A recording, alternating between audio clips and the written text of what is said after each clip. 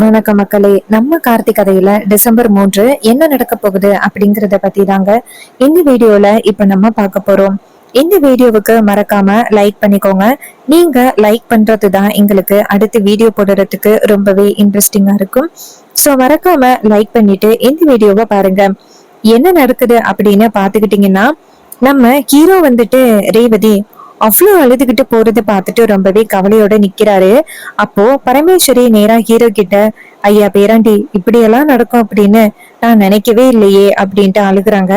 அப்ப ஹீரோ நேரா பாட்டி கிட்ட, பாட்டி அழாதீங்க பாட்டி அப்படின்னு சொல்லிட்டு நேரா பாட்டிய கூட்டிக்கிட்டு வீட்டுக்கு வராங்க.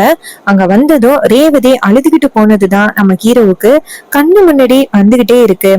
பாட்டி நேரா அங்க உள்ள சாமி கிட்ட போயிட்டு, எல்லாரும் பாத்துக்கிட்டு தானே இருக்கீங்க, உங்க எல்லாருக்கும் நான் எவ்வளவு பண்ணிருக்கேன், எவ்வளவு விரதம் இருந்திருக்கேன், இந்த கும்பாபிஷேகம் நடக்கணும் அப்படின்னு எவ்வளவு வேண்டுதல் பண்ணிருக்கேன். ஆனா எதையுமே இப்படி நிறைவேற்றாம போயிட்டீங்களே, ஈஸ்வரிய பாத்தீங்களா, தலையில தண்ணி எடுத்து ஊத்திக்கிட்டு இந்த குடும்பத்துக்கும் எனக்கும் சம்பந்தமே இல்லை அப்படின்னு சொல்லிட்டு போயிட்டா.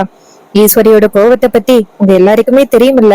அவளை சமாதானப்படுத்தி இந்த குடும்பத்தோட சேர்த்து வைக்க வேண்டியது உங்களோட பொறுப்பு இல்ல, ஏன் செய்யறேன் அப்படின்னு சொல்லி நீங்க எல்லாரும் வாக்கு கொடுத்தீங்கல்ல. ஆனா கடைசியில இப்படி ஆகும் அப்படின்னு நான் நினைக்கவே இல்லையே, ஏன் இப்படி ஒரு காரியத்தை பண்ணீங்க. ஈஸ்வரி இனிமே இந்த குடும்பத்துக்கும் எனக்கும் சம்பந்தம் இல்ல அப்படின்னு சொல்லிட்டு போயிட்டா. இதனால பாதிக்கப்பட்டிருக்கிறது என்னோட பேரன் தான். என் பேரனோட வாழ்க்கையை பத்தி நீங்க யாருமே யோசிக்கவே இல்லையே. என் பேரனுக்கு முதல் கல்யாணம் சரியாவே அமையல. தீபா சீக்கிரம் அவனை விட்டு போயிட்டா. இப்போ ரேவதி கூட சந்தோஷமா வாழ்றதுக்கு தயாரான என் பேரனோட வாழ்க்கை இப்படி ஆகிருச்சு. உங்க யாருக்குமே கொஞ்சம் கூட இறக்கமே இல்லையா அப்படின்ட்டு ரேவதி போட்டோ கிட்ட போய் நின்னுகிட்டு அழுதுகிட்டு இருக்காங்க. பரமேஸ்வரி போட்டோ கிட்ட போய் நின்னுகிட்டு அழுதுகிட்டு இருக்காங்க. இத பாத்துட்டு தீபவதி ரொம்ப அதிர்ச்சி ஆகுறாங்க. என்ன நடக்குது இங்க, பாட்டி எதுக்காக இப்படி வந்து அழுதுகிட்டு நிக்குது, கும்பாபிஷேகம் நல்லபடியா முடிஞ்சிருக்கணுமே, என்னாச்சு அப்படின்னு தீபவதி நினைச்சுக்கிட்டு அங்க இருக்கிற லட்சுமி கிட்ட, லட்சுமி இங்க வாயேன் அப்படின்னு சொல்ல, லட்சுமி போயிட்டு சொல்லுப்பா அப்படின்னு சொல்ல, தீபவதி சொல்றாங்க, கும்பாபிஷேகம் நல்லபடியா நடந்துச்சுல்ல, எதுக்காக இந்த பாட்டி இப்படி வந்து அழுதுகிட்டு நிக்கிறாங்க. லட்சுமி சொல்றாங்க, மேடம் உங்களுக்கு தெரியாதா என்ன நடந்துச்சு அப்படின்னு, நீங்க கும்பாபிஷேகத்துக்கு வரலையா. தீபாவதி சொல்றாங்க, இல்ல நான் கும்பாபிஷேகத்துக்கு வரல, என்னாச்சு அப்படின்னு சொல்ல, லட்சுமி சொல்றாங்க, இது மாதிரி தம்பி இருக்காருல்ல, அவரு தான் தான் சேதுபதியோட பேரு அப்படிங்கிறத அம்மா கிட்ட சொல்லிட்டாங்க, ஈஸ்வரி அம்மா கிட்ட. இதனால கோவப்பட்ட ஈஸ்வரி அம்மா அவங்க தலையில தண்ணி எடுத்து ஊத்திக்கிட்டு, இனிமே குடும்பத்துக்கும் எனக்கும் சம்மந்தமே இல்லை அப்படின்னு சொல்லிட்டு ஐயாவோட பொண்டாட்டியையும் சேர்த்து அழைச்சிட்டு போயிட்டாங்க. இதனாலதான் பாட்டியம்மா அழுகுறாங்க. இதை கேட்டதும் தீபவதிக்கு ரொம்ப அதிர்ச்சி. என்ன இது, நம்ம இந்த விஷயத்த பத்தி சொல்லவே இல்லை, ஆனா கும்பாபிஷேகம் முடிஞ்ச பிறகுதான் சொல்லணும் அப்படின்னு அவரு சொன்னாரு. கடைசியில ஏன் இவ்வளவு சீக்கிரம் சொன்னாரு, என்ன நடந்திருக்கும் அப்படின்னு.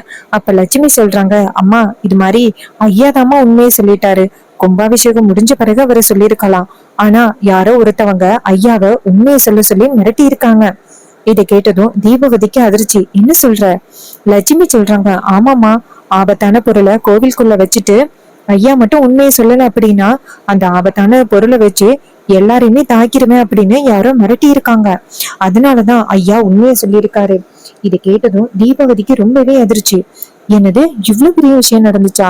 அப்ப அவங்க சொல்றாங்க, ஆமாம்மா, ஐயா ரொம்ப பாவம், எப்படியாவது கும்பாபிஷேகத்தை நடத்தணும் அப்படின்னு ரொம்பவே முயற்சி பண்ணாரு. ஆனா கடைசி வரைக்கும் அவரை நினைச்சது நடக்காமையே போயிருச்சு.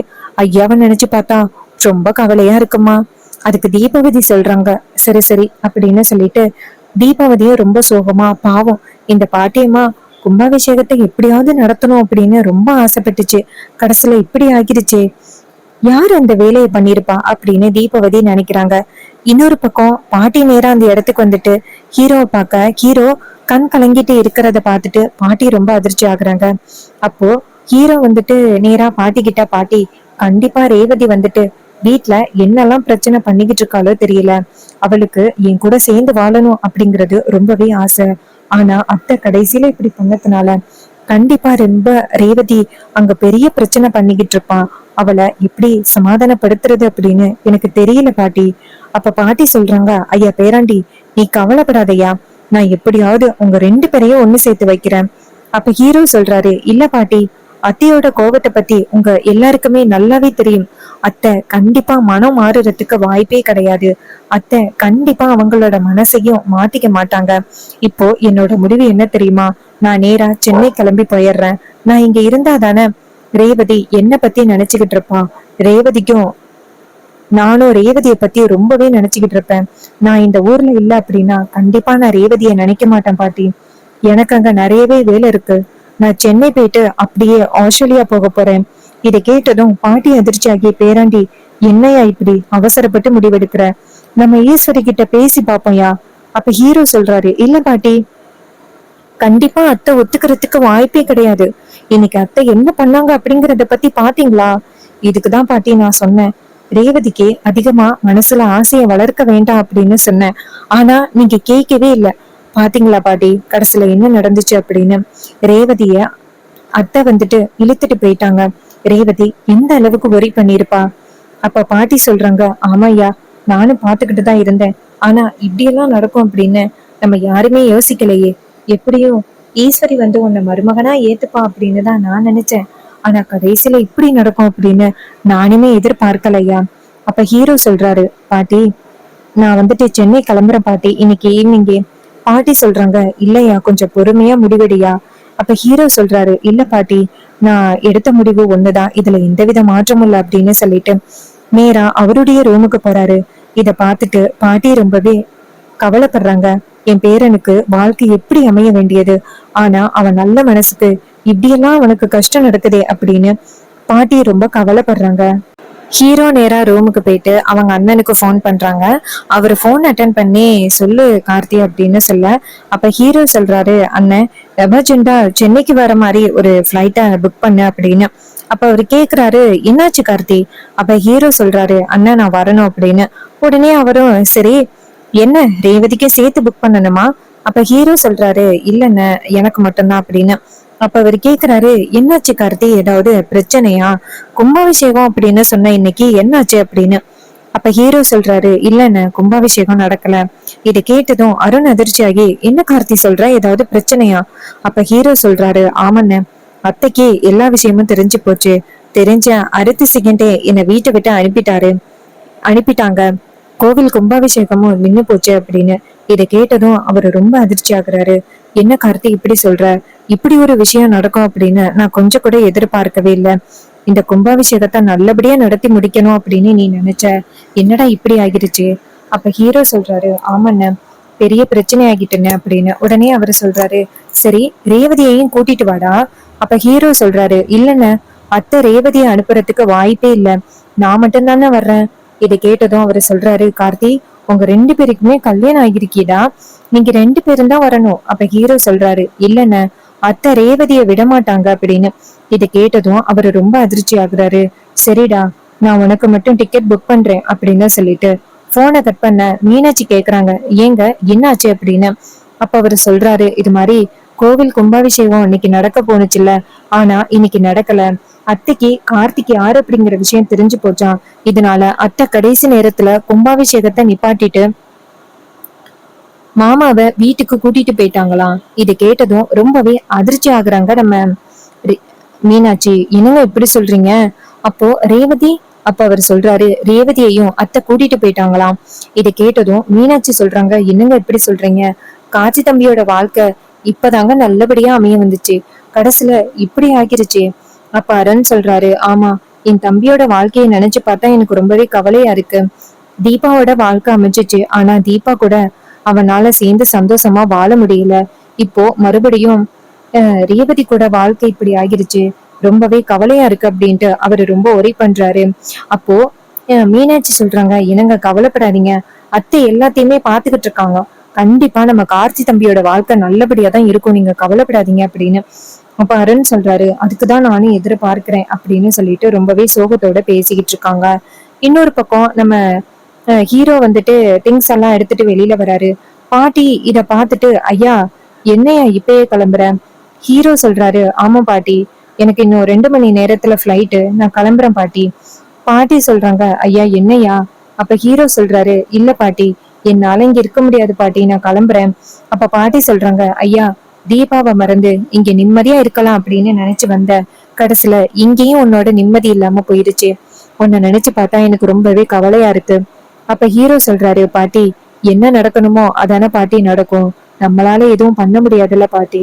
பாட்டி சொல்றாங்க, ஐயா உன்னை நினைச்சு பார்த்தா எனக்கே ரொம்ப கவலையா இருக்கியா. அப்ப ஹீரோ சொல்றாரு, பாட்டி என்னோட வாழ்க்கையை பத்தி நான் பாத்துக்கிறேன், நீங்க தாத்தாவை மட்டும் எப்படியாவது சமாதானப்படுத்துங்க.